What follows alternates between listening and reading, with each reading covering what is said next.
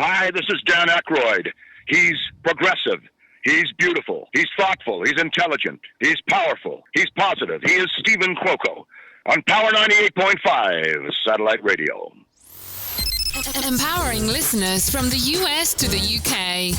Live on air with Stephen Cuoco. Hey, what's up? My name's Grant Kanoki. I'm a singer, songwriter, producer, and artist, and you're listening to Power 98.5. I knew this music would be very, very fitting for you. Thank you to everyone who's tuning in to Live on Air with Stephen Cuoco on Power 98.5 Satellite Radio and Biz Talk Radio. Whether you're listening to us on the iOS or Android app, TuneIn, Alexa, and more, we are giving you the premiere and the premium of all great things of news, sports, entertainment, reality, TV, and film. And I'm happy to bring with us today Murray SawChuck. Welcome to the show, Murray, and congratulations on making it to the Hall of Fame. Thank you so much, my friend. Thank you for having me on. How are you? I have no complaints. I enjoyed our conversation before we went live. It was very enriching. Yeah, right. On tour, 23-year Las Vegas headliner, over 6 billion online views. He's known as Pawn Stars expert, keynote speaker, reality star, producer of Murray's Misfits. I do like hair. Give me that. What is it? Hilarious Deceptions. Yes, hilarious. Want to expand a little bit on that? I know, right? Well, you always look for a new name for a comedy special or something, and this fall I got 3 coming out. An old one that's being re-released called It's Gone, and then of course my new one, which is called Hilarious Deceptions, which I think is kind of funny, obviously with my hair and being trying to be a funny guy and also doing magic, And then I just finished doing a dry bar comedy special with Dry Bar, which is basically a half an hour special where it's completely clean, no edgy jokes, just pure clean comedy, kind of like a Billy Crystal type, or a Jerry Seinfeld type style, Obviously, we know that Tropicana has been torn down, but Laugh Factory still exists. Are you still with Laugh Factory? Yeah, I am. Laugh Factory's not in Vegas at the moment. They've been away for almost about a year now, a little longer. And they're very picky on where they put their brand, It's a big brand out of, obviously, the West Coast. And so when they do place into a place in Vegas, they really want to be the right place, the right location. They just don't want to pop up something and then move again. Because, Vegas is, as you know, when you were living there, it's very transient. Things change a lot, And in Vegas, you can be famous overnight if you buy 20 billboards and set up shop, It's not always, you don't always have to be Bruno Mars or Lady Gaga, So with Laugh Factory, they're looking for a new place now. And I'd probably say in 6 months to a year, But after Laugh Factory, I went over and worked with LA Comedy Club over at the Stratosphere for 6 months. And then as you heard, Vegas has changed a lot with the economy, ticket sales, competitions. So this year I decided to go back on the road for 2 or 3 months with my wife, who is also a stand-up comedian and host and all that. So yeah, so we're in Tahoe this week for the next 2 weeks, and we'll be back in Vegas performing probably October, November this year. That's our home, so we're not going anywhere too far. So no, and it's an incredible lineup because you're booked all the way through December is what I'm seeing here. Yeah, and then we got new dates coming out January, February, March next year. I'm playing some Florida dates, and I'm going to go back up to Canada and do some touring in March and all that. So, and we'll release those dates probably towards the end of September once we get out a long weekend coming up, Are you feeling still inspired by doing what you're doing? Or is it starting to get to where you're wanting to take more to television or doing more hosting? Because you've got an incredible background in many, many things, but I want to see you more on TV. Is that something of an opportunity? 100%. I've been trying to be on TV consistently since I was probably 16, and I feel like I'm I'm that guest star on every program. You know, the guy, kind of like Rip Taylor, which is, I'm going way back for references. I know a lot of people listening probably remember who Rip Taylor is, but he was always that, you know, that kind of that carrot top kind of guy that, you know, one any of the people on the Hollywood squares, you know, way back in the old days, not the new ones, you know. I've kind of been that guy where I just pop into things randomly, you know, or do a cameo. And I would love a regular TV show where either maybe I'm a game show host or a host of a show, or, you know, I'm a huge fan of, I would love to be a Robert Walsh. Like, I love unsolved mysteries. I love Dateline stuff. I find that stuff super fascinating. So I would love, if I had a choice, I'd love to be like the new kind of like Vincent Price, you know, Mm. of this day and age. I've always liked Vincent Price. And he's actually a very funny man, believe it or not. But most people didn't get to see that side of him. Well, it'd be perfect, and it would make sense for you, Murray, to do this, because not only are you ready for it, you should have had it a long time ago. But we're not going to focus on a shoulda, coulda, woulda. Once again, you've got a great resume. Just to recap for those that are tuning in with us, we've got Murray SawChuck. He is a comedian, a magician. He was headlining in Vegas for 23 years, over 6 billion views online. I love all the neat and the interesting things that you share with us. And you've mastered Instagram and TikTok well. Thank you. Thanks. I've had help with that. My producing partner for all my social media is a gentleman named Seth Leach, and he's just awesome. He's like a younger brother to me. We met probably 15 years ago, a little more, and he came to my show once. He was big on viral videos, and he said, "Hey, you know, love your stuff that you're doing, but no one's watching it online." And that was like a backhanded compliment. And I said, "All right." And he says, "I can make your stuff go viral. We should work together." And this is literally on a DM on an Instagram. I thought, I was playing in a place called Jackpot, Nevada. Anything but a jackpot. But it's right by the border of Idaho and Nevada, way up north, in a place called Cactus Pete's. Really cool room, actually. And he wrote me, and I thought, you know, I got nothing else going on. So I wrote him back saying, "Let's do some videos. Come to Vegas. I'll pay for your flights and hotels. And if you think you know what you're doing, I'm totally game for this." So anyways, that was a long time ago. That was 6.5 billion views ago. And we're still buddies, and we're still doing videos every day. We just shot a bunch of videos last week in Vegas, and they seem to be taking off again. So yeah, it's a good thing. I can't wait to see you live. Seriously. I was in Vegas, like I told you, 8 years, and I don't know why I never made it to one of your shows, and I should have. I was in Vegas for a specific reason, and I stayed in that lane, and that was it. I didn't even gamble. Sure. Yeah, I don't even gamble either, too. I think how long have I been in Vegas? Since 2002 now, so that's 23 years or more. Wow. I think I probably only spent about $200 in my lifetime, and that's usually going with my mom to the casino, throwing $20 in because she loves it. I'll have a couple glasses of cheap wine, you know. She'll have a gamble for a couple hours, and if I win $40 or more, pays for the parking. If it don't, doesn't matter, you know. It's paid for my wine. You know. So, but that's the way I look at it. You know, you can't live in a city where you make your money off the gambling and the people that come there. You know, it's not a wise decision, because I've seen a lot of people who make a lot of money that are still paying debts. You know, there's some really famous people in town still paying their debts on the Strip, you know. Oh, no, that's not for me. The Hall of Fame honor.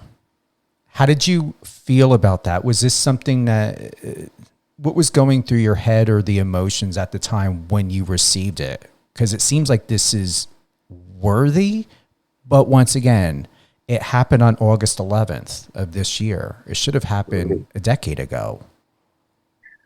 I think, you know, I don't know. You know, I always feel like my big joke now that I've been inducted in the Hall of Fame, which I think is a huge honor. It's pretty cool. I never looked for that. I never started the business to be any accolade of that level. You know, I just wanted to do tricks for a living, pay the bills, and make people laugh. You know, so having an honor like that is one of those things where you kind of go, well, that's kind of cool. I guess as an actor, you know, winning an Oscar, you never look to win an Oscar. You look just to do good work, right? And a good film, and pay the bills by it. And if an Oscar lands on your lap, or a Tony, or a Golden Globe, that's a beautiful thing, I think. But to have a drive for that is such a hard thing to hit, because it's subjective, you know, it's opinionated. And, you know, for example, look at Tom Cruise. He's done more movies and made more money for box offices than anyone, and still doesn't have an Oscar because he hasn't done that movie where he's in a wheelchair or he's not who he should be running from a plane, which he usually is doing. So it's funny how you kind of get typecast. And I think probably with my career, because I've been doing it for 40 years, when it was offered to me, I was really beside myself because I know what I've done in my career. I've been doing this since I was, oh my goodness, 7 years old. And from producing shows to doing kids' birthday parties to working with some of the biggest stars in the world and venues. And I've always worked. I've been very lucky, knock on wood, you know what I mean? Because I love what I do. And that's probably the reason I got inducted into the Hall of Fame Magic. If there's people out there who see my stuff and they only see one side of me, whether I prank cops, which looks like a lot of useless talent when you think of that, or create a magic trick or go on a talk show like yours or whatever. I have very different facets that people know me from. Or if I go on Pawn Stars and talk educational about a Houdini item, you see me being an idiot on YouTube, but then you see me on History Channel actually explaining where this item came from and why it's important in the world today. They're two different people. So if you only see half of me, you think, well, what an idiot. Why would he ever get that?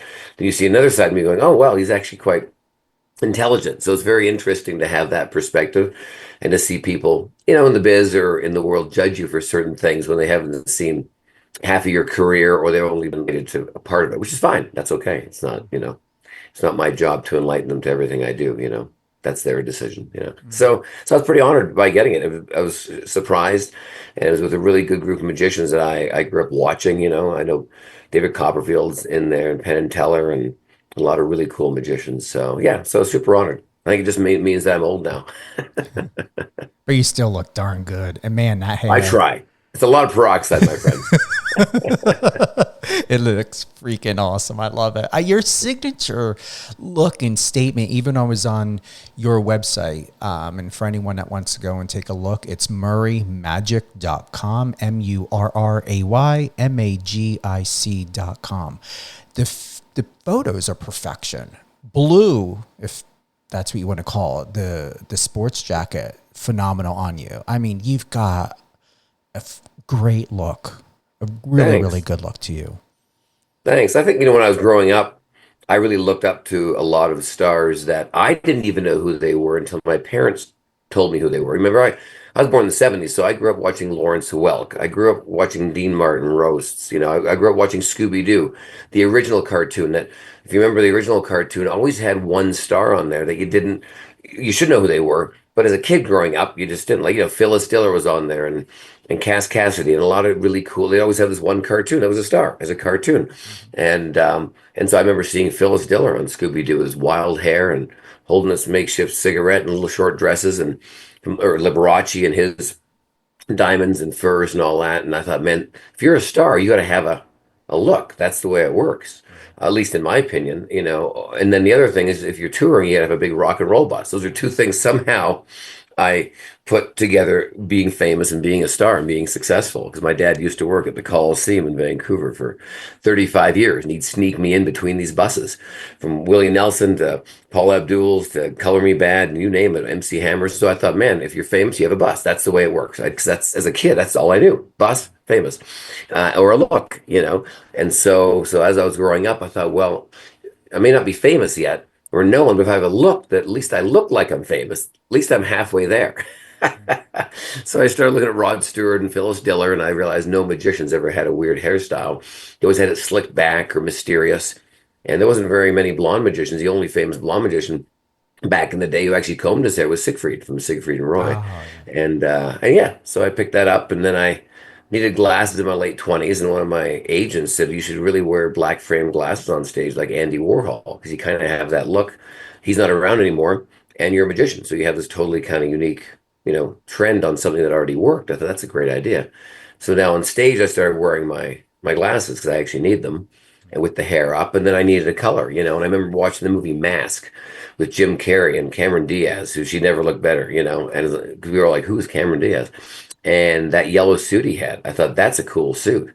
And I knew yellow was not the color for my hair, but I knew blue was. And I thought, if I get an electric blue with the same cut like the suit that Jim Carrey wore, that's a cool look, I think, for somebody that's kind of brandable. So that's how it all started. I kind of came up with that when I was in Japan, I think in 1994. when Mask came out around there, 93, 94. So yeah, that's kind of how it all kind of happened. And now you're stuck with this look. I'll stick with it because you own it, you wear it well, and even red. I like the red on you. What I'm hmm surprised by is there's a photo back on August 10th on your Instagram. hmm You're wearing plaid, and that's even sharp. Yeah, I love plaid. Like I mean, the other side of me, my parents owned a ranch for 28 years, a 1,000-acre ranch in Washington, right below Vancouver. So it's only 45 minutes from where we live in Canada. And I rode horses all my life. I rode horses since I was 2 years old. We had 40 quarter horses and everything. So I was in the rodeo for many years. And that's really what I love. Just the mountains, the horses and jeans and pickup trucks and all that stuff. So my look that I put on stage, is very metrosexual kind of look, is kind of opposite of really, if I didn't go into this business, I'd probably wearing a John Deere tractor cap, plaid shirt, jeans, and some cowboy boots all the time, and drive a truck, which I have as well. But I love plaid. I think it's always been a cool thing. One of my favorite jackets I always fly with is always a plaid blue jacket usually. But yeah, and I think because my grandfather worked in the mill, my mother's side, he always had a plaid jacket on, drove a truck, had his dog, Lady, that was her name, this big kind of tall Dalmatian type dog. And we'd always go to the mill and he'd be smoking a cigarette and driving a stick shift and he worked in the mill. So it's kind of got both sides of my world. So What gives if I may say, a nice sexy vibe about you, Murray, is you have this Matthew McConaughey-esque about you. And you got to go I to love Matthew. do you? You got to go to your Instagram to really see it. Murray That's SawChuck, everyone. It's beautiful because you can wear anything, yet there's this refinement, there's this polish, there's this country, I wouldn't say boy, a man about you. There is no way to dumb you down, and you don't look dumb or ridiculous. I There, appreciate that. I'm I've serious. had my moments, trust me. I have I have had my moments. It's so funny you mentioned Matthew McConaughey because I just finished reading his book called Green Lights. So I love autobiographies. My wife and her family at Christmas usually buys me autobiographies because what do you buy something that has everything? And I just love reading people's stories because no one has a story that's the same. Nobody. And so I finally finished reading his and I'm just a huge fan of his, the way he made his career, what he looked at. I love the fact that he took a year and a half off and hooked a trailer up to his truck and went across the states and lived in his trailer and just kind of hung out. And he'd pull into RV parks and people were like, it's Matthew McConaughey. Like, yeah, it's me. Once people got over that, he sat there and had coffee with them, had drinks at a campfire, and he's no different than anybody else. And I think that's why he is so successful and so real because you realize, we all can make money. That's not hard and we all be famous, but to be nice is not easy. That's a personality trait. That's the hardest thing I think for most people to be is nice. Mm-hmm. It's that middle. It's Switzerland. It's easy to be amazing. It's easy to be upset and pissed off, but the hardest thing in life is to actually just be nice. So Well, just remember that you've got a Matthew McConaughey vibe fire I about appreciate you. it. Thanks. Once again, I want to go back to your August 8th post. What a surprise and honor last night. And I am truly humbled to be inducted into the Magic Hall of Fame from the International Magicians Society. Wearing black well, my friend. I like that. Thank you. Thank you. That's actually the tuxedo I got married in. I told my wife who went to the event, I said, she says, what are you going to wear? Because I always wear things that are a bit outlandish. I could wear whatever. And I thought, no, I'm just going to dress up and wear a black tuxedo for once, which I never wear, which magicians are known for, which I'm usually against everything that's mainstream. I try to stand out. I thought for once I'm going to actually dress the part and take this award seriously because it's a pretty cool award. So yes, that's why. And so that's the second time I've ever worn that tuxedo. The last time I wore it was about 4 years ago when my wife and I got married in Vegas. So Very smart decision, honestly. mhm. Thanks. You ready for some ooey gooey questions? Go for it. Lay it Okay. on me. You've blended comedy, illusion, and rebellion. What's the one trick you've never performed because it felt too personal or emotionally risky? Interesting. That's a great question. I wonder what that is. I wonder. I mean, metaphorically, I could say I've not done one thing because I'm so scared, but we're trying is like to have a kid in life, to have a child, like real magic, not the magic I create on stage, the illusion. I think the scariest thing for me, which my wife and I have been trying for a couple of years now, is to have a kid and our own child, and family. I think that's probably one of the scariest things for me ever. And everyone's like, "Oh my God, you two would be amazing parents." But to me, I that responsibility is so overwhelming, because it is for life. And then again, people are like, yeah, but you chose magic as a career, like to survive off of. Like, isn't that right? Isn't that the biggest risk? And I guess it is, whereas having a child, like it's been done every day. Like it's not that hard to learn and to do. But in my head, for some reason so I think that's probably, that question, that's probably the biggest piece of magic I've yet to accomplish, which I do want to do, so, and it's very personal. So.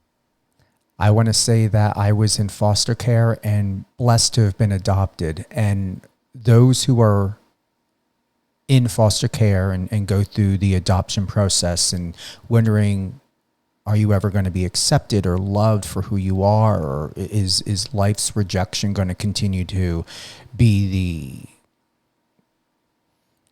seem to be the begin all to end all of everyday life? I can say you are going to make such an exceptional father that if I were to have a father like you, I would feel very proud. So to say this, because we know better and best, you're going to be an extraordinary father, mentor, man, role model, and parent to your child. Well, thank you. That means a lot. Well, it's interesting you brought that up. 'Cause I didn't know about your background, but we're going into that next phase, and obviously this is the first time I'm sharing all this, but we're going to that next phase which I never thought I would be in this position, but we have talked about fostering and adopting, and doing all that. And all my friends are like, "Oh my God, it's right down your line. Like all you do is rescue animals and help people." And I said, yeah, but I never thought. A lot of my friends growing up were adopted. Some of my best friends were, but I never thought anything of it because it was their parents. They were adopted. I'm like, great, that was their parents, but I've never thought about adopting because I thought, hey, you have one good night, you hook up, have a baby, life's easy. Not the case. And me and my wife have no problem hooking up at all. We still love each other like it was the first day. But sometimes you kind of go, wow, I thought this was easy. You spend all your life trying not to have a child. And then you go, let's have a child. And so now we're definitely going into that phase of, do we want to adopt? Do we want to foster and stuff? Because we've talked to so many people they say it's so rewarding. And so that's definitely a new page that's kind of opened up for us as well. But hearing your story as well, that's very inspiring, Take it as a sign. Yeah. Yeah. 100%. And it it's doesn't, more and more a sign, so. And it doesn't mean a child's not going to come. It may mean to where I believe, not to assume how you think, but that you understand that things do happen for a reason and that timing really is everything. I mean, you've lived on this earth long enough, Murray. I mean, obviously, I believe you will, I'm going to hold to that, will have the best of all worlds. Experience what fostering is. Maybe there are some kids in this world that can help get you prepared for that adulthood instead of just saying, "Oh, we're having a reveal party. You want to come to Vegas or you want to come to Canada?" Right? For sure. Yeah. Yeah, so we're excited, but it's definitely been a learning curve the last couple of years of going, wow, we want children. Of course, everyone around us is having kids. Of course, that's the way it works, right? And we're like, how is this not possible? We work out, we eat healthy. Worst thing I do is maybe drink wine in the evenings. So it's one of those things you start thinking about. But it's life, I mean, and the more people we talk to, we realize a lot of people who have children, they've either adopted, fostered, or they've done a lot more work than just having one good evening together to have a child. Every time you see a child, if you're not in that, you kind of go, oh, they have a kid naturally. And you realize 80% of most people we've talked to have not had a child naturally. They're either adopted, IVF, whatever it is. So it's been a big learning curve. And it's funny, being my age now, over 50, having these conversations, whereas my 20-year-old self would have never thought I'd have these conversations or discussions or anything. So it's great. That's why I love life. You never know where it's going to take you. I really believe from an energetic value and aspect, Murray, that provided you and your wife are consciously and subconsciously letting your entire cellular self know that, hey, we're ready, getting yourself into that chemical homeostasis of procreation. It may just surprise you, because keep in mind, you've got back-to-back tours lined up. One of the things that I feel is, and as I'm processing this, is that no matter what you do and how you do it, and I'm saying this to every fiber of your being, is I believe you will not be an absent, shitty parent to your child if you end up having one in the prime of your career or when you're still touring and doing what you're doing. I truly believe, and I'm saying this to every part of who you are, that you will still be an exceptional parent that will not be neglectful, irresponsible, or absent because of your career. Sure. And I agree with that, because as you know, when you do have a child, like anything, at least for me, anything I have, whether it be an animal, a house, a car, my wife, anything, a present from my mother, I take pride in everything we do. And I think, one thing because I'm not a parent yet, so you can only speak as maybe what if, but we take so much pride in what we do in life. People are like, wait till you have a child or you adopt one or whatever the case is. Will be like, it'll be nothing like it. You're putting it on a pedestal every minute you can, and it'll be a priority. And that's, of course it will, like everything else in my life that comes into my life, whether it be my friends, my family, whatever it might be, So we're excited. It's it's a learning curve, but I'm always positive and I'm always excited about life, So yeah. It's going to open up doors and skyrocket your career in ways, because you're going to be able to truly relate to an audience because of that experience. And it's going to help shape you as a human being, that you're going to be able to not just understand or figure out how you're going to speak. You're going to know, because experience is everything, as you know. Yeah. Yeah, it really is. You can't replace experience with anything. I mean, education is important, of course, but if you can get on the ground level of whatever you're learning in life or need to know, and you can shadow somebody or learn from making mistakes, boy, you never forget, do you? Not at all. If you could design an illusion that symbolized your entire career arc from Burnaby to Vegas, what would it look like, and what would disappear? I think if I could design something, it would probably be a roller coaster ride, because that's what it would be. You start off slow in Burnaby and go up this big long hill, not knowing when, the drop's going to happen. And we're all waiting for it. Even though you walked up to the roller coaster, well, the drop's happening about up there.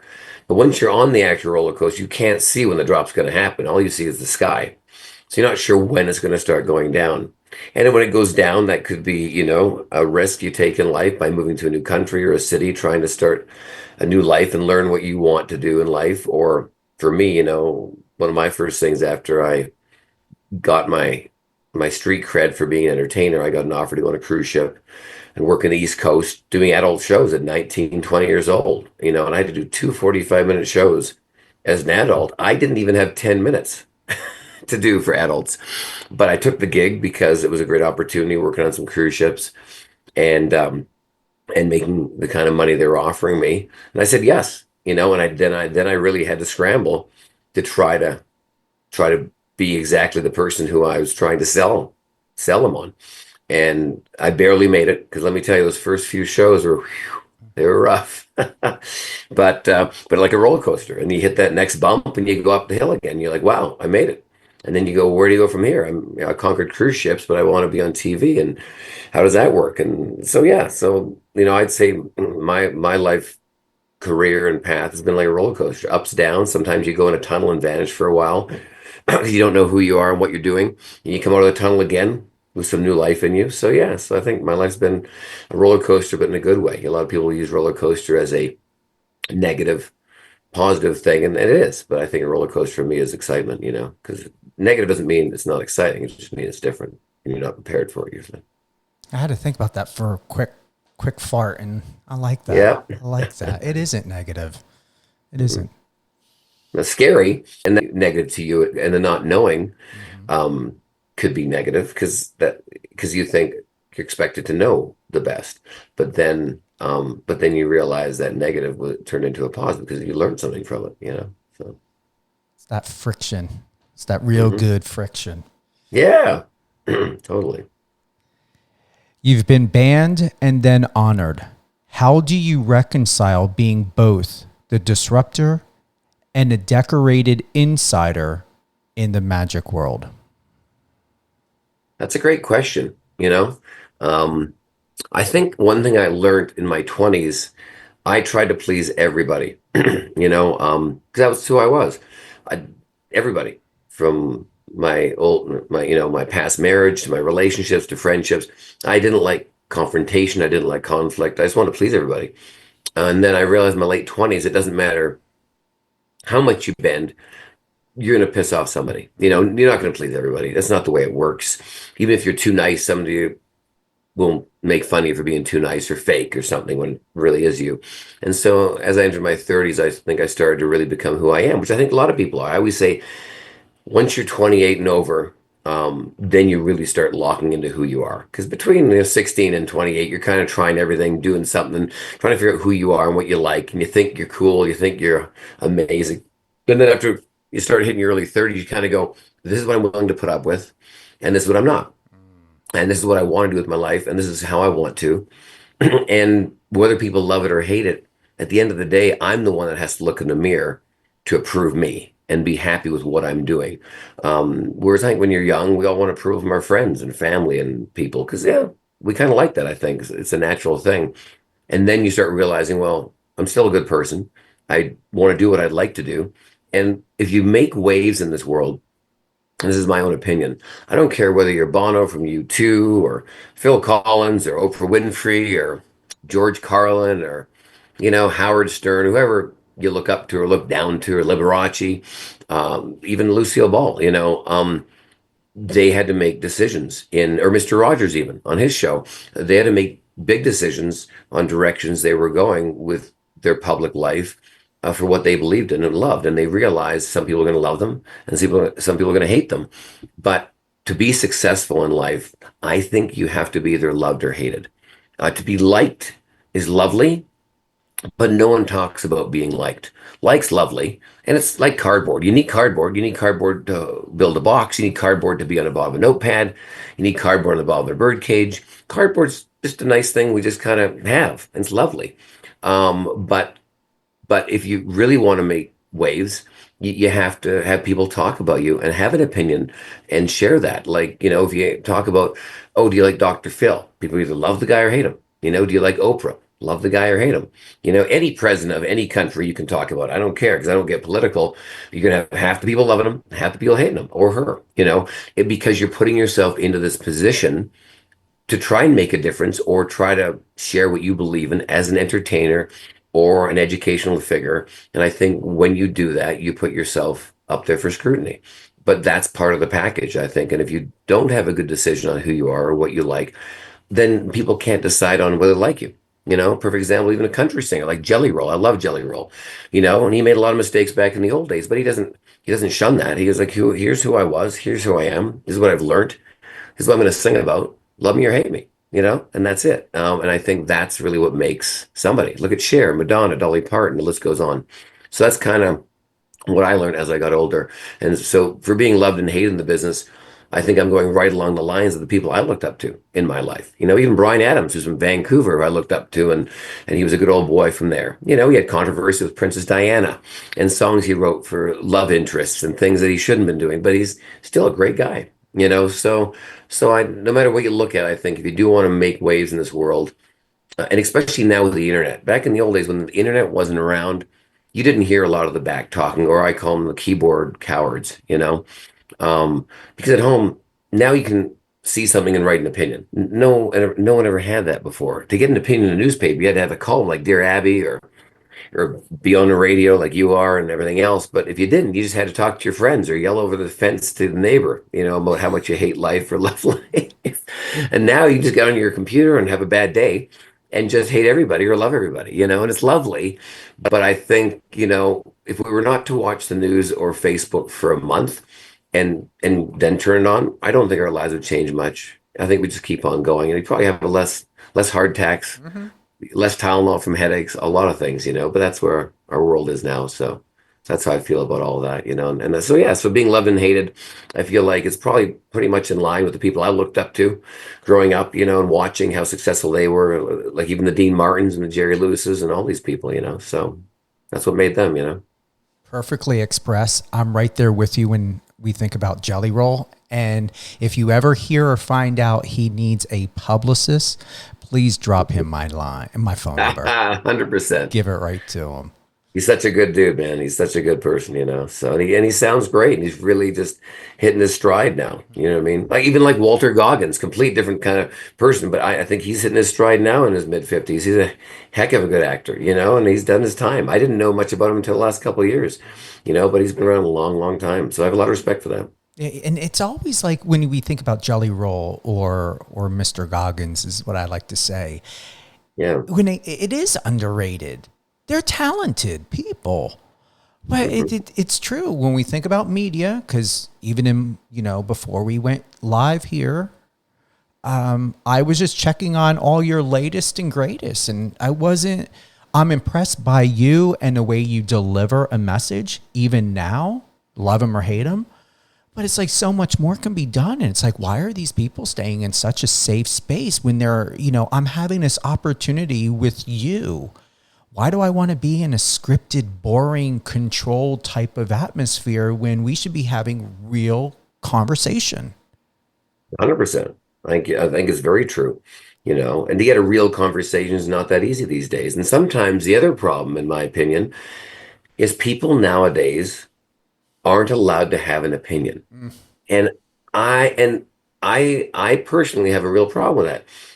I don't care whether you love Oprah, hate Oprah, you love eating meat or you don't eat meat. I can respect you either way. Like I like eating meat. I like Oprah. Great. But if you don't, I'm still going to go out and have a beer with you. I'm still going to be your friend. Like I can respect you for having your opinion. And now it seems like, you see all these people on Facebook and stuff, and they go, well, if you believe in this, believe in that, just take me off your friend list because we're not friends anymore. And I'm like, okay, I understand that you probably disagree with what they feel or love in life, but that's okay. That's what makes the world go around, Like, I don't know where we lost this public opinion going, well, my neighbor has a wrong opinion that I don't agree with, so now I don't like him or her. I'm thinking, no, they have a different opinion. It's okay. They're allowed to have that. That's why we live in America. And that's where I think my biggest frustration in the last year or two is people are not allowed to have an opinion that's different than yours to still be your friend. And I don't understand that, because whatever you think and love, I'm for it. I'll support you, as long as it's within reason, that it's not, killing children and weird stuff like that. I mean, I don't have any patience for that. But I'm talking about life and who you love and don't like and this and that. So great, then you do. What I mean? It doesn't make all of who you are. It's just what you like at this time. I can respect that. But I think I get very frustrated with people that just don't see past all that, because we're all trying to do the same thing, brush our teeth at night, put our pants on in the morning, and make a few bucks so we can sleep at night and stay healthy as long as you can and live as long as you can until it's done, and I think we all forget that we're all pretty similar, no matter what religion you believe in or political affair, whatever. We're all humans, a couple eyes, couple arms, hopefully a brain. And it's just too bad we can't go back to that and respect everybody for, okay, great, you like blue, I like green, cool, let's go have a drink, but for some reason we got to prove to the other person why they should be liking green. I'm like, no, you like blue, I'm all for it. So that's kind of my biggest problem in this day and age, that people can't accept other people's opinions and then still realize they're still a good person. So I consider it bullying and tyranny, to be quite honest. Not like our generation was the latest and greatest and best, yet we could still sit down and have a conversation and sort out how to move forward with the day. I'm going to be honest, at one point, one little tiny sliver of a point in my career, Murray, I did get scared, concerned, and apprehensive as to, I'm held under a microscope as a publicist and a journalist to a certain point. Now, if I have a Howard Stern moment, what's going to happen now? You know, and don't get me wrong, I love Howard Stern. I still listen to him to this day. For sure. And I was even thinking, am I able to say that I still listen to Howard Stern? You know, who's going to blow smoke up my ass and have an issue with this now? I know. And what people don't realize is Howard Stern is actually a really good journalist. I mean, he's found his hook and his niche to become very famous in that, which I agree. And he's found that personality to be loved or hated, like we just talked about. But if he really needs to get down to it, and I think 9/11 was a great example, when that happened, he switched into a proper journalist, what he went to school for, what he's always known. He asked the right questions, and he was caring and compassionate. It wasn't just about big titties and the midgets and everything else he's known for, but he, he's done it all his life. So, but it's funny how people go, "Oh, he doesn't know what he's talking about." I'm like, he's done radio longer than most people, and if he really needs to do a real interview, like Oprah or Larry King, he can go back to that. That's broadcasting 101. But to stand out, you got to have your got to have your thing, right? But a lot of people can't get past that, and that's fine, but for me, I love people with an opinion, because I'll have a great conversation with you after half an hour, realize maybe we don't agree with each other, and go, my God, you're killing me. Let's go have a beer. And that's the end of it. That's it. And that's game over. And that's the moment, but a lot of people get really worked up, and it's just too bad, because I think people in this day and age want to be angry and just have a point for some reason. I don't know why they do. And that's fine, I guess. I'm just too busy, to lose friends over small things like that. It's just not worth it, because there's a lot of good in a lot of people. Just because they have a different opinion doesn't mean they're a bad person, It's true. And it shouldn't be like that if it's really a good friend, because it should never have been one-sided. But then again, don't you just love it when people let you know who they really are, no matter how long it takes? Yeah, right. For real. Oh, yeah. And some of them will let you know. What's the most profound lie you've ever told on stage that felt more honest than the truth? That's a good question. Probably my age, because I keep changing my age. I know I'm 51, but anytime you ask me in a newspaper article, I will probably say 39, born in 1980 or whatever the heck it is. Yeah. I had it down to a science. The year I graduated, when I got my prom, and when I changed all that for years. And if you look at various TV shows I'm on, the funniest thing about that is because I've done so many reality shows. When you fill out the reality contestant form for any show, they fill out your bio, right? So you write what you want. Then they have a legal form that you've got to do background checks for. It makes sure you're not a weirdo or you can go on the show. No, that form you have to fill out legally. But that form never crosses the paths of the producers. That just crossed the paths of the people doing background checks. So if you wanted to keep looking young on stage, the legal form, put legally, because everything's going to check. It has to check because your age, your social security number, it's all going to run. But that's okay. That just means you didn't kill somebody, you should be in jail or whatever the case is. It's a background check. But then your profile of what you're auditioning for on the show is a whole different set of rules. They're just going off what you're writing. So if you're smart enough, you write the age you want to be and the information you want to share with them. And so for years, if you go back and look at my different reality shows and what age they put under me, it jumps back and forth like popcorn kernels. It's to me, it's the most entertaining thing for me personally, because I think that's probably one of the things that I've probably done on stage and on TV all my life. And I probably still will, because if I can get away with it and people don't fact check enough, I'm okay with that, because I can't really hide my age much. You can go on Wikipedia and find it all, but hey, it's kind of fun to do. I got to take that, because I'm wondering if that's why I haven't been cast yet for anything. You look like you're 19. Look at you. Yeah. And I'm just a year younger than you. No, wait, no, you're, yeah. You're younger than me by a year. I'm 73. I was born, so. Yeah, I'm 74. There you go. But so no one's going to fact check this, because I know. Should we have it cut out? I'm giving the facts now. See, I'm lying right now. I'm lying about lying. How bad is that? Yeah, doing Ariana Grande, what is that? What is that freaking song? Sorry, but not sorry. Yeah, whatever. Yeah, exactly. All right, yeah. Yeah. Maybe we're just trying to get on the well, you're married, but you never know. Maybe we're trying to get on the Golden Bachelor. Okay, that's why we're telling everybody we're the youth, right? Why not, right? If your illusions were metaphors for human emotion, which trick represents grief and which one joy? I think grief would be maybe my newspaper tear. I do at the end of my show. I've done it for years. I do it to the song Purple Rain because love Prince, and it's a great song. Basically, where I rip a newspaper up, and I think it's interesting. I mean, as a magician trick, it's ripping a newspaper, putting it back together. There's not really much depth in that, but I think if you want to get deep with that, I think you're ripping up a lot of old news or recent news that maybe you want to hide, and then over time it's restored, because realistically you can't change your past. It's there. You can rip it up all you want, but it's not going anywhere. Whether you rip it up or burn all the stuff you have, somebody else does know about your past and life, so you can't really necessarily always get rid of it just by getting rid of a few pictures and a few documents. So I think a newspaper tear in that sense, in my show, is a bit of that. And I think the positivity side of it all is probably where I do my milk in light bulb trick, where I vanish milk in a pitcher, a classic trick. And there's a light bulb, a big light bulb, a 500 light bulb on stage that my wife's holding. And the milk vanishes and appears back in that bulb. And then it gets poured out of the bulb, which is a trick in its own, because the bulb was lit. Electricity. So how is there milk in it?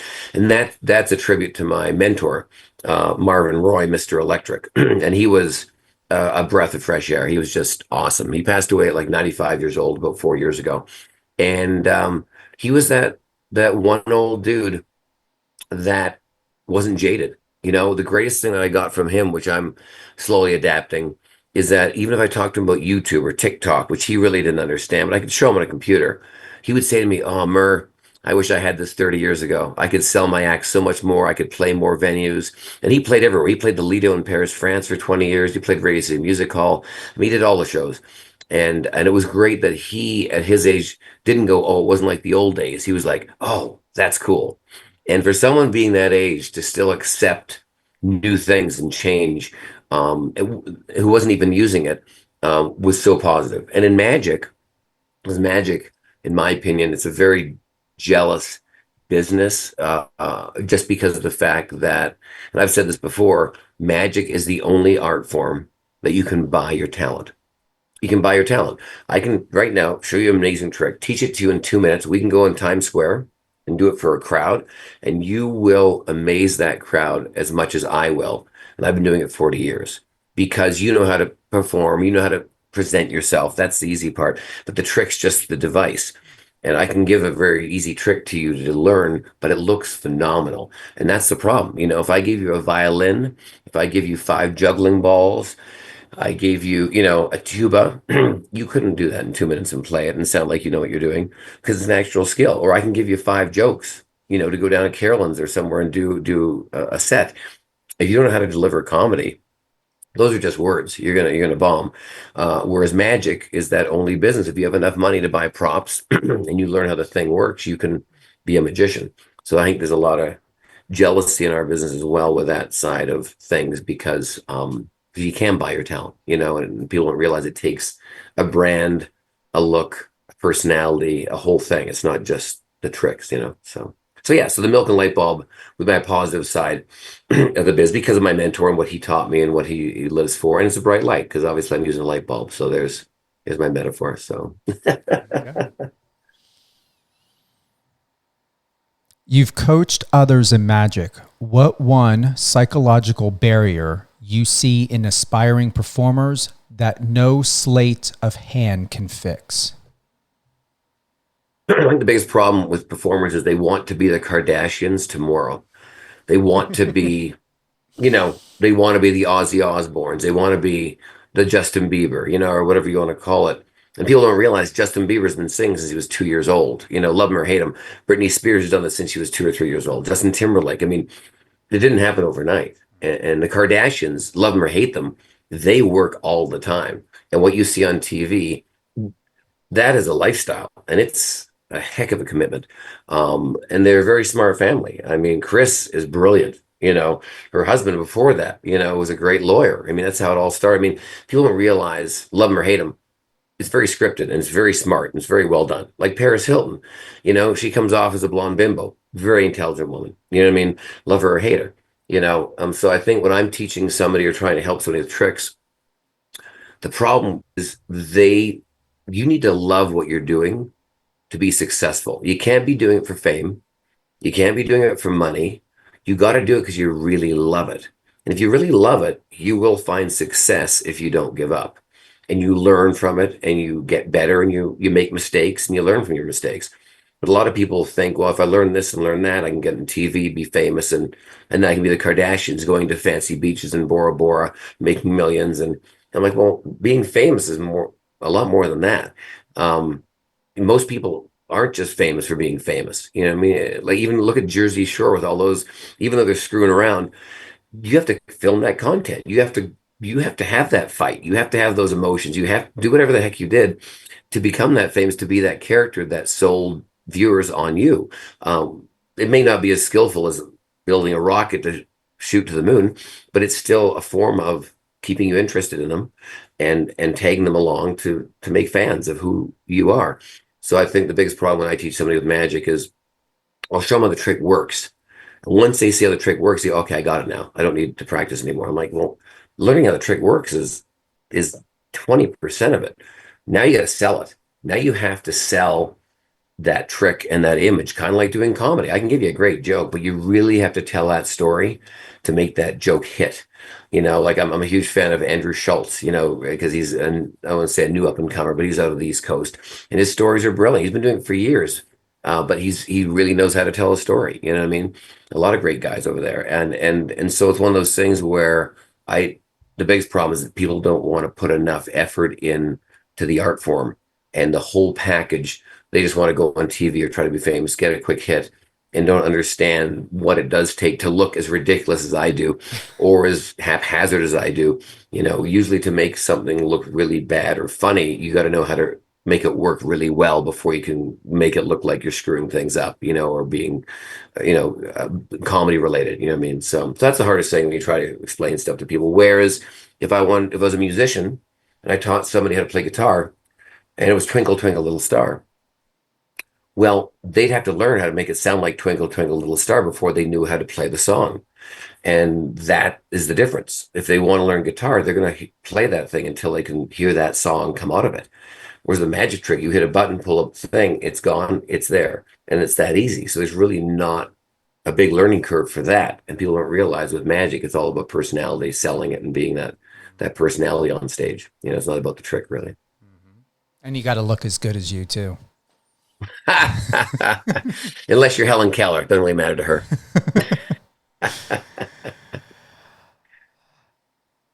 In your opinion, what's the ethical line between exposing magic and evolving it? And have you ever intentionally crossed it to make a point? That's a great question because I have exposed magic. And where's the fine line? I think sometimes you have to look at your environment. I got in trouble for doing that last year. And of course, kicked out of the Magic Castle and everything else. But here's the problem. I was watching things online of these people exposing magic. And the magic they were exposing is stuff you bought on Amazon, stuff you can buy anywhere online for $10. I thought, man, these guys are getting a lot of views for doing this. If anyone's going to expose magic, it should be the person doing the damn tricks that makes a living out of it, not just somebody that buys these tricks and exposes them and they don't even have a career. If anyone's going to expose magic, it's going to be me because it's my business. It's my life that I've created. And if they're exposing those tricks for the last 10 years online, clearly it hasn't affected my business. I work every day of my life as a magician and as a comedian. But there's an element to that branch of that tree that if anyone's going to expose stuff, I want someone experienced exposing magic, not some random kid that bought online that has a YouTube channel and realizes this is a good clickbait. It's a good traction for views. And so I thought, well, I'm going to go buy stuff purposely on Amazon because once it's sold on Amazon, you can do whatever you want to do with it. There's no secret code to not give it away. It's like when you buy a Rolls Royce, they don't say, oh, you got to keep it black and silver. I mean, I see people wrap them in pink and turquoise, and I'm sure Rolls Royce is like, I cannot believe they wrapped a Rolls Royce in, in Pepto-Bismol pink, but they can't stop you. Once you pay your $189,000 for the car, it's sold. They just want to sell you the car. What you do with it after, that's totally up to you. So, so for magic, it's the same thing, but magicians don't seem to understand that. And so when they sell a trick, like I've invented 3 or 4 tricks I don't sell. I just do myself, and that's it. Now, if I were to sell it and then somebody were to take it and expose it online, that's their prerogative, because I was the one wanting to sell it to make money off the back end of it. If I was so worried about keeping it a secret, then I should never have sold it. I should never have given it away. And I think a lot of magicians just don't think that way. So I did it because I wanted to do something fun with my wife. I love Lucy Ball, Desi Arnaz, and I thought, hey, you know what? If I do the tricks like a cheesy magician, and my wife, who's a hot little cute blonde, exposes them, like the wife of a magician who's like, oh, you're not impressing me, that's a funny thing. It's kind of like Lucille Ball trying to, play in the band of Desi Arnaz, which she's done many times, and she'll bouncing off drums and falling down bandstands, and that's what Lucille Ball would do. It's no different than what Danny would do to me. So how would you make a joke on a magician? Well, you'd make a joke on a magician by exposing his tricks or showing him he's not that powerful. And that's what we did. And we did it. We shot the thing in 6 minutes, uploaded it. It did 70 million views in a week. And that got the ball rolling to have a few magicians saying, I can't believe what he's doing to our industry. He's ruining it. I'm thinking, well, I didn't ruin it. The minute the internet came out, that changed the industry. You know what I mean? That changed the industry for everybody. It changed the industry for brick and mortar buildings. It changed the industry for everything. It changed the industry for even people going to work. They can work out of their homes and do what we're doing right now. So I thought, well, I don't want to miss this avenue. It's part of my line of work. And if anyone's going to expose things, it's going to be me, not some idiot that doesn't do magic or have never used this stuff. And so obviously I got myself in some hot water on that, because there's the purists in magic who are like the diehard people that if they bought a Rolls Royce, they'd keep it exactly the way it was. Or there's the people like me that buy Rolls Royce. I'd put big rims on it. I'd paint it probably royal blue. I'd put some lights underneath it. I'd put a big subwoofer system in it, because that's what I like. I've always done things a little differently, which people who are purists and who like Rolls Royces the way they were would probably hate me. But that's okay. But people who like different things and change, they would probably like me. So that's kind of my view on all that stuff. So yeah, so with magic, I have crossed the line a bit, I think, for the purist in magic. I can't believe he's going against our business. But also what magicians don't realize is I've never quit performing. It's not like I invented the paperclip. And when I'm rich now on this, screw magic, I still work every day of my life as a magician, fooling people. And so people who say, oh, you're making me get less work in that, or I think it's not me making you get less work. It's you getting less work, work harder, you'll get more work, and so that's kind of where I'm at with all that. And now with magic, with secrets, I think it's magicians who are keeping the secrets. They're kind of guarding an empty safe, because all the tricks are exposed online now. And I think the biggest problem with magicians they have as well is, if a magician does a tutorial on YouTube, here's how a trick's done, you can make it at home, show your kids, show your family, that's still exposing.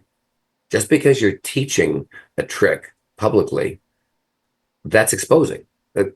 You can argue, people can argue with me all they want, but whether I do it as a prank online or to get views with my cute wife or whatever, or I'm teaching you, going, here, take this card, glue it behind this card, stick it over here, I'm still exposing it. So it's nice to use that word, I'm teaching, for exposing, but you really are exposing things. So, but very few magicians have a very hard time going, yeah, but teaching is much different than exposing. I'm like, no, you're still giving away a secret, whether you like it or not. And a lot of people will watch these secrets and still never do it, because they just want to learn how it works, and that's okay. And it goes back to my point of being a magician. I think it's so important that it's more than the trick. Learn the trick, but then become a personality. Come on stage and be a character, be entertaining, be funny. And my biggest line since I was a kid, and it was on my coffee mugs for 20 years, it said, don't fool them, entertain them. And that's what I've always believed in, and I think that's the bottom line for anybody, whether you're a band, a comedian, You know, it's like when I watch comedians walk on stage for the first 6 minutes, they do, "How you doing, Philadelphia? Where are you from? How's it going?" I'm like, "You're a comedian. Get out there and start making funny jokes. You know, don't ask them where they're from and how the crowd's doing. They're doing great. They just paid a lot of money to see you. So go be funny. You know, walk out there and hit them in the first 15 seconds with a killer joke and do what you do because that's what you're doing. Don't mess around where you're from and where'd you park and well, who cares where you parked? Get on with your act, you know." So, but that's just the way I think about things. So that's my 2 cents. I would say one of the things, to just expand a little bit on that, Murray, where I was disappointed with the media coverage and social media coverage on that story, is that I would rather, it should be asked, like, would it rather be more beneficial to see someone like you with all the accolades that you have? Let me refresh everyone's mind. 23 years Las Vegas headliner, over 6 billion online views, Pawn Stars expert, keynote speaker, reality star, producer, of how a trick is done professionally. Then the chaos and ignorance of content by someone who doesn't have the accolades you have. Because I would feel that to watch the ignorance and the lack of respect of somebody who doesn't understand your industry and profession. You have a profession.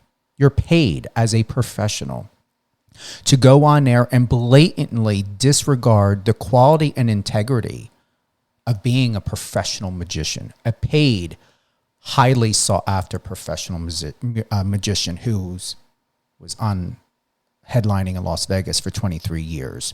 That's a disservice to you. That's a disservice, I would think, to David Copperfield or Chris Angel or to Carrot Top or whoever else. I would want it to come from someone like you to tell me with the passion and interest and intrigue of what it means to experience a universe that you're opening up for me, to tell me why I am to remain mesmerized, interested, or in awe, than someone who doesn't know jack shit going on YouTube or TikTok or whatever else and making a mockery of your profession. And no one has asked that question. I have not seen or viewed or read one reporter, one legitimate news outlet, not even the people who sent you that letter to consider this. There's a lot of vigilante behavior on social media. Who is protecting it? You're protecting it. Sure. Yeah. The question is who thinks that they're King Frugal or King Tut and of authority? How did they not see that? So I find it to be a disservice to you, disservice to other people in your profession, to mark any sort of claiming to have significance of you having had done something horrible when I feel that you have every right to have done what you've done, because you protected the integrity of the business, because Sure. you are paid to do so. You're on stage. You're still protecting the business. You're online. You still are protecting the business. And you're keeping to the integrity and interests of the profession and the art. Yeah. It's not like you went from being a welder and decided to one day to create a TikTok and Instagram page, call yourself a magician with no exceptional background training, no headlining, no tickets having had been sold, and exposing the business, which I see the point, but I don't see exposing anything, because realistically, if it is that real, you would not be on stage as a magician. You would most likely be hired by the CIA or the Pentagon or somebody out there, or maybe NASA, to figure out what you can do with your skills to help us in outer space.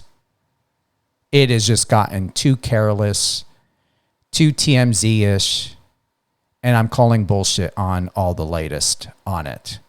So what's ironic with it all too is, which I found very funny, is when I went I flew into the Magic Castle and had a meeting with all the board members that had the decision to kick me out.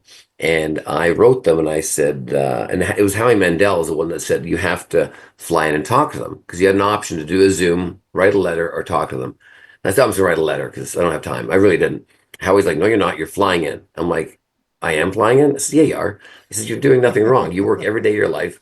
You're one of the top magicians in the world, working online, live, and I mean, you're a nice guy. You're not vindictive. You love the business. You've put all these people on stage in Vegas that shouldn't have been on stage as a guest star in your show, just to give them a little resume bump for maybe they'll make more money when they go back to their homes in Ohio or Nevada or wherever they live, and all this other stuff. This is ridiculous. I said, all right, I'll fly in. So I flew in, met the guys.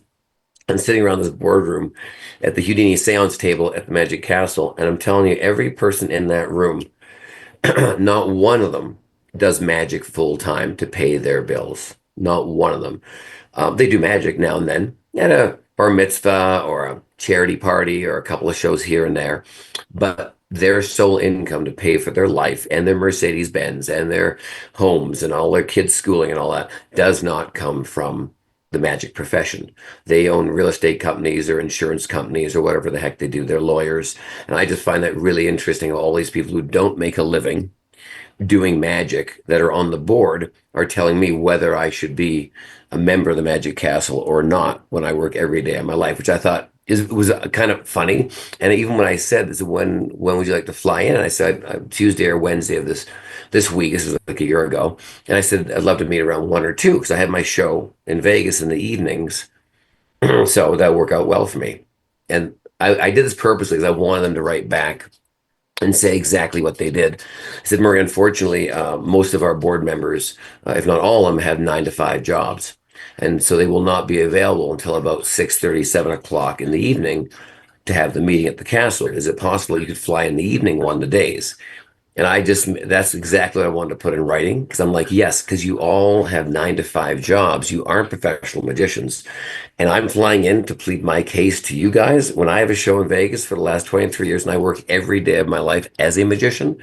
And so I have to wait till you guys get off your day jobs to sit in a big boardroom to talk to me, flying in from Vegas, canceling my show that evening. So I have a meeting with you to plead my case why I should be a member of the Magic Castle. I thought what's funny too is that same week, ironically, Penn and Teller, who I love to death, were getting a fellowship award for their lifetime achievement in magic, when for the first 20 years they were kicked out of every magic club for giving magic away, because that was their hook for years, and it still is. And I just laughed at all that because it was just one of those things. And I flew home and I finally got the letters from the International Brotherhood of Magicians and the Magic Castle, and they said, hey, Murray, if you take down the videos and promise to never put up videos like that again, you can stay in the Magic Club. But if you choose to continue, unfortunately, we'll have to take away your membership. I'm like, isn't that freedom of speech? Like, isn't that like all these other magicians that have stuff exposing online? That means, so I wrote them back and I said, I'm totally cool with that. I said, but every other magician that's exposed magic online, from Penn and Teller to Ed Alonzo, who's on Saved by the Bell, I said, they're on national TV shows exposing magic. As long as they do the same thing I do, I'm cool with that. Yeah, for sure. And you can't take down national TV. You can't take Call ABC going, hey, I can't think. It's impossible. So I'm like, well, and once again, like my friend said, the Magic Castle, the International Brotherhood of Magicians are private clubs. It's not a constitution. It's not the government. It's a private club. And the cool thing with a private club is you can make your own rules and you can do whatever you want to do. And unfortunately, that's what they do. And I was like, you know what? I think after 27 years of being a member of the Magic Castle, I think I've outgrown it. It's unfortunately, it's a club that's kind of stuck in time. Unfortunately, I love the Magic Castle. I've always talked highly of it, always will.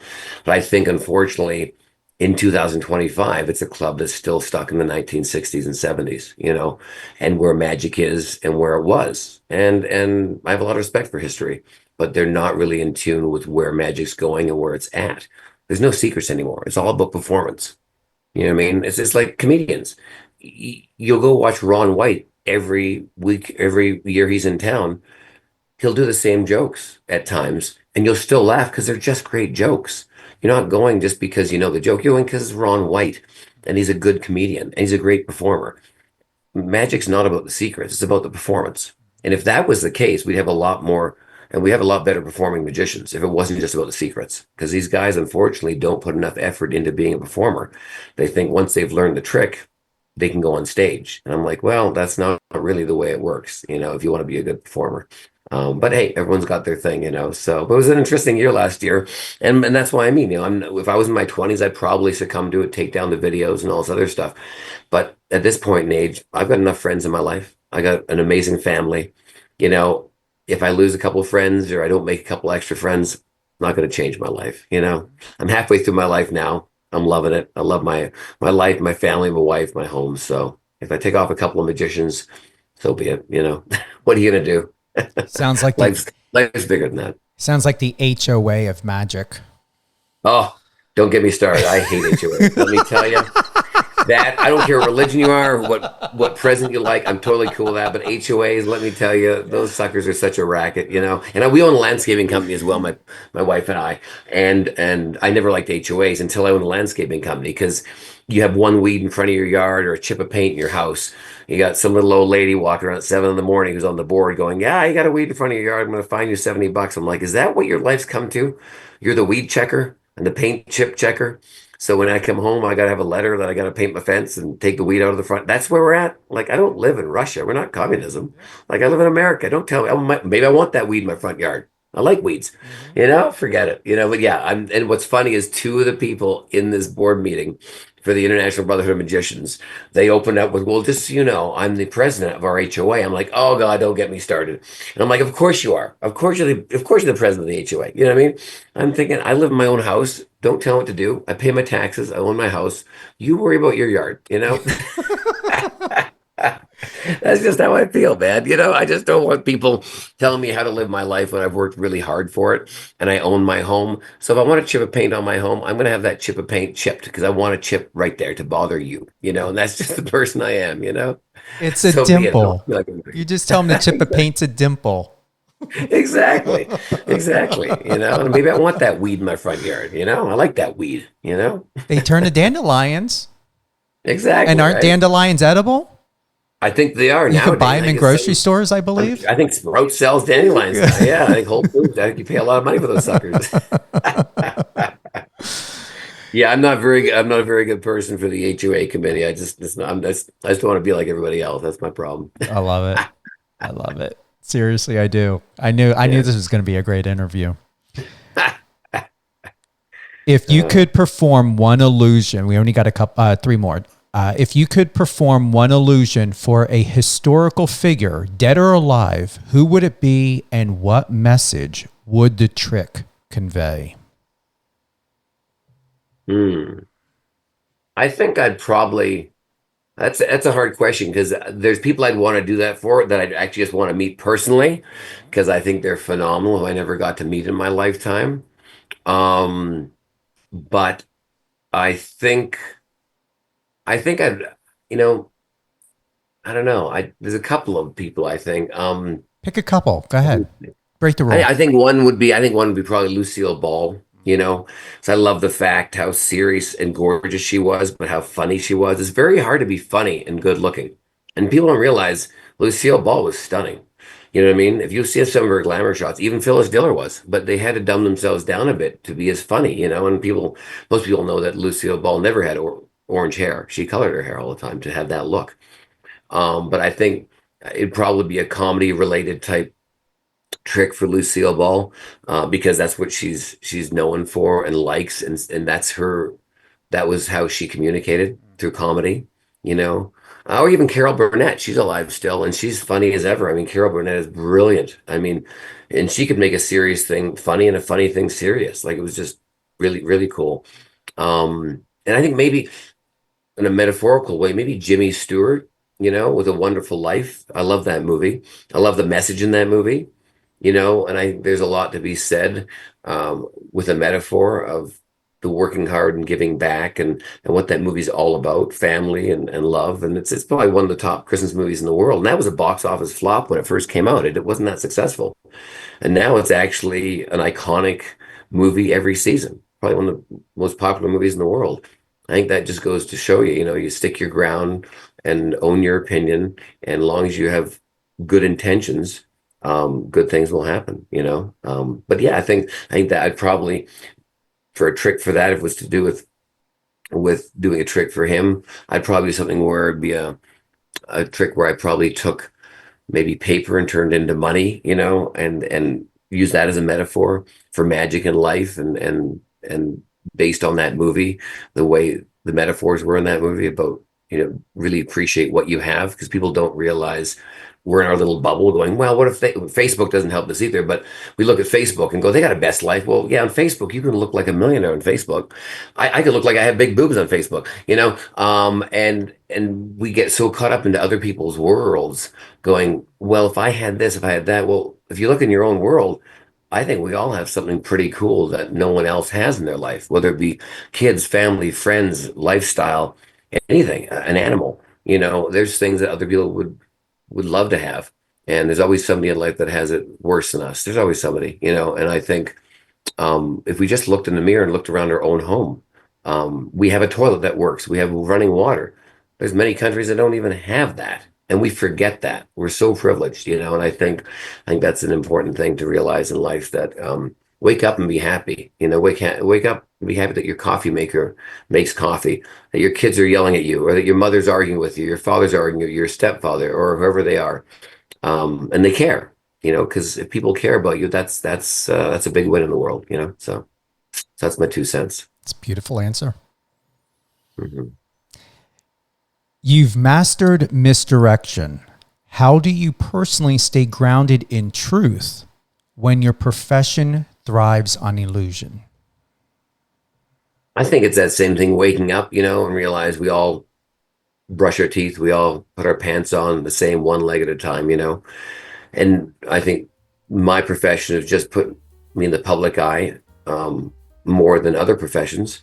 But when I walk into a room or a theater, I talk to everybody. I talk to the janitor, I talk to the maintenance man, I talk to the box office lady or man, I talk to everybody. Everyone's job is just important as mine.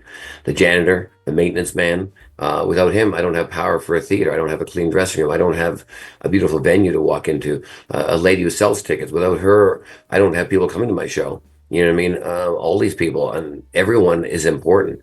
And I've done every one of those jobs. I've cooked fish and chips. I've telemarketed. I've fixed bikes. I've pumped gas. I've been a busboy. I've done all those things, and all those people, without people doing those jobs, nothing's successful. So everyone, it's like in a watch. You take one little cog out of a watch, the whole damn watch stops working. The whole thing, one little cog. But that little cog is probably the least important. Everyone thinks, oh, it's the big hand, the little hand. Well, not really. That's the least important, actually, because without those inner workings, those little cogs, those big hands, small hands, not going to turn to tell you the time. But it's the little cogs that really make the difference, not the thing. So for me, walking on stage, yeah, I get the glory and I get the attention and I get all that stuff. But without a great lighting person, a great sound person, a great person to make that theater look right and all this other stuff, I look like crap, and so it's really important to make sure you understand that everyone's role is important, even though you think their role may not take as much time to learn or be educated, which could be very true, but it doesn't mean that it's not as important, so that's a big thing in my life. Just remember, everybody has a role, and it's just as important as yours. Just because yours might be more popular or more people see you do your role, it doesn't mean that it's better than anybody else's. Last question. What's one moment in your life that felt like a real magic? No props, no audience, just pure awe. I think probably one thing in my life, probably the day my birthday, when I turned 25 years old, I was playing the Lawrence Welk Theater in Escondido, California. Lawrence Welk, who had a show on PBS, probably the longest running show on PBS ever, I think, maybe. And I was performing with Henry Quest and Arthur Duncan. They were from his show, and I was in my motel room in Escondido, which isn't far from San Diego on the West Coast, and it was my birthday, 25th, and the internet was just around back then. So we're talking, man, we're going back to the early 90s now, maybe 98, 96, something like that. And I was in my room. Mom and Dad called me, wished me happy birthday. They're still living in Vancouver, Canada. My dad was still alive. And I'm sitting at about 10 o'clock at night in my bedroom doing some emails on AOL. Because remember, we had the ding, ding, the ring, ding, ding. That's how we all connected with internet. It took forever to upload anything or download, but it was amazing. And also there was a knock at my door at about 10:30 at night. I'm like, that's weird. Must be one of the cast members because we had the night off. And I opened the door and Mom and Dad were standing there with their suitcases going, happy birthday. And I was like, you've got to be kidding me. I'm like, how cool is this? So they came in the room and I got a cot delivered and I slept on the cot and they slept in my queen bed. And they spent 2 or 3 nights there at the resort with me and surprised me there. And that had nothing to, yeah, I guess it had to do with magic because I was actually working as a magician. But the magic of them just taking the time to surprise me and show up on my doorstep literally to celebrate my 25th birthday.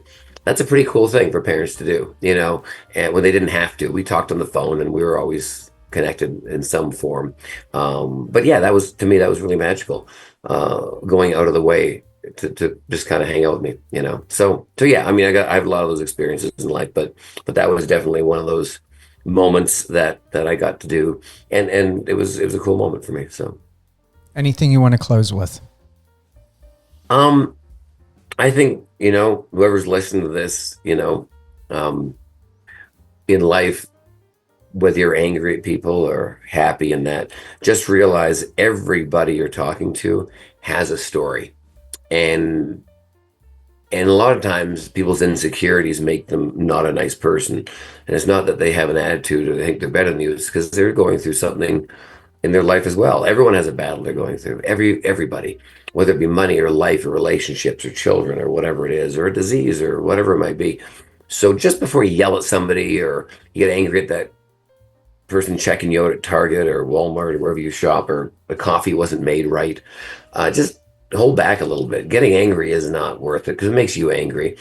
Try to deal with it in the nicest way possible, and I think the biggest thing, if anyone can take anything away from me, I think is, if you want a really cool goal in life, try to be nice. Don't, like I said before, that's the hardest thing I think for anybody to be, is to be nice. Nice means you're even keeled, you're balanced, and that's the hardest thing that I've found with everybody in the world, is to be nice. And that's probably the hardest thing for people to get to, whatever that equilibrium is, that neutral buoyancy, if you're a scuba diver, is to be nice. And that's my challenge for everyone this year. Be nice. Thank you again for being with us today on Live on Air with Stephen Cuoco on Power 98.5 Satellite Radio and Biz Talk Radio. All the latest and greatest in news, sports, music, entertainment, and more. And now magic, Mr. Murray SawChuck. Thank you again for being with us today. How do you feel? Great. Feel awesome. Finally, somebody in the world of media was asking you some real questions. Yeah, right, exactly. Yeah, tell me about it. It's great. I love it. Perfect. It's awesome. Hopefully the answers you enjoyed and they were what you wanted to hear, or at least, from my truth. Well, I knew it would bring out your truth, and that's what's important. Sure. Yeah, of course. Yeah. Well, thanks for asking me to be on your show. I appreciate that too, man. Anytime. Anywhere specific, obviously, we know your website is murraymagic.com. You're popping on Instagram. Instagram is Murray SawChuck, SawChuck. TikTok is the same, right? Yep. TikTok. Well, TikTok, I think, is Magic with Murray. I can bring it up to tell you right now because there's a couple things that are different. Let me have a quick look at this while we're give us any drops that you want to bring up at all. And then you've got, where is that? I know your schedule's here. Yeah, it's always changed. But, where the hell is TikTok? Oh, there it is. Okay, have a quick look. And then you've got coming up, actually this date. You're in South Lake. Wait, the Loft. Yeah, Tahoe till for 2 weeks till September 4th, and then we're back home and then back on the road again. Yeah, you're going to Bakersfield, California, September 8th. That's right. And then Santa Monica on September 14th. Yeah. Okay. Yeah, with sketchy people with my brother-in-law's show, which would be kind of fun. So, but yeah, and the TikTok is Murray the Magician. So, How many followers you got on TikTok now? You're booming on there. about almost 700,000. Jeez. It's not bad. Yeah, Jeez, 684. wow. So it's not bad. We bounce back and forth promoting on each different site. Some pop off more than others, because we're also monetized on a lot of them. So with my YouTube guy, we kind of pick and choose. If one's not doing a lot or there's not a lot of kickback from it, we just don't put stuff on it for a while. You know what I mean? So we should continuously always do it, but it's a lot of work doing all that stuff, as and getting it right. So we try to make do. Right now Facebook's really popping off, so that's kind of our focus now. So Good. Yeah.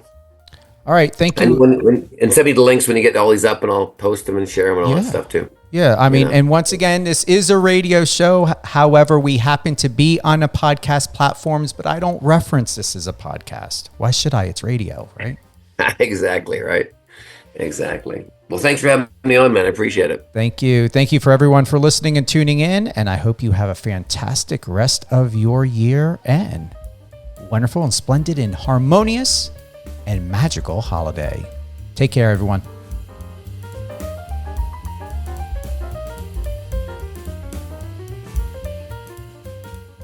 Friend us on your socials and let's connect. Recording stopped. That was fucking awesome. Thank you.